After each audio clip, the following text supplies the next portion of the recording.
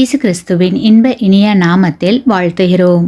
இன்றைய வேத வசனம், உன் சுய புத்தியின் மேல் சாயாமல் உன் முழு இருதயத்தோடும் கர்த்தரில் நம்பிக்கையாயிருந்து உன் வழிகளிலெல்லாம் அவரை நினைத்துக்கொள்.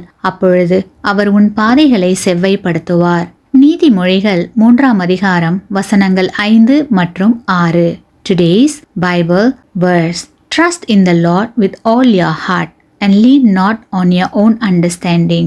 In all your ways acknowledge him, and he shall direct your paths. Proverbs chapter 3 verses 5 and 6.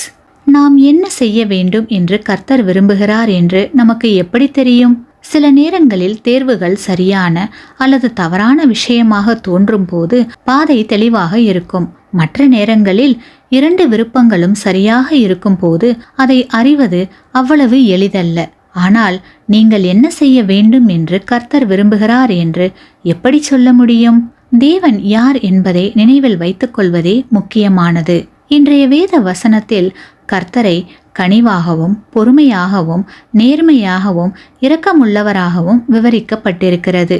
சங்கீதம் 25:1-2 வசனங்களில், கர்த்தாவே, உம்மிடத்தில் என் ஆத்துமாவை உயர்த்துகிறேன், என் தேவனே, உம்மை நம்பி இருக்கிறேன் என்று தாவீது கூறுகிறார். கர்த்தர் நம்மை நல்ல காரியங்களுக்கு வழிநடத்துகிறார் என்பதை தாவீது நமக்கு நினைவூட்டுகிறார். தாவீதை போலவே நமக்கு தேவை இருக்கும் போது நாம் கர்த்தரை நம்பலாம் என்பதை அறிவோம். எனவே மீண்டும் கேள்விக்கு வருவோம்.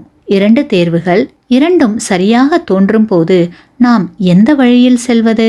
முதலில் ஆண்டவர் உங்களுக்கு நல்லதை விரும்புகிறார் என்பதை நினைவில் கொள்ளுங்கள்.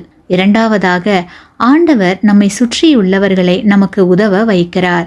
எனவே உங்களை பற்றி அக்கறை கொண்ட வழிகாட்டிகள் மற்றும் நண்பர்களிடம் பேசுங்கள். பின்னர் தேர்ந்தெடுக்கும் முன் ஜெபம் செய்யுங்கள். கேட்கவும் ஜெபிக்கவும் ஆண்டவர் உங்களுக்காக நல்ல விஷயங்களை திட்டமிட்டுள்ளார் என்பதை அறிந்து கொள்ளுங்கள். ஆமேன்.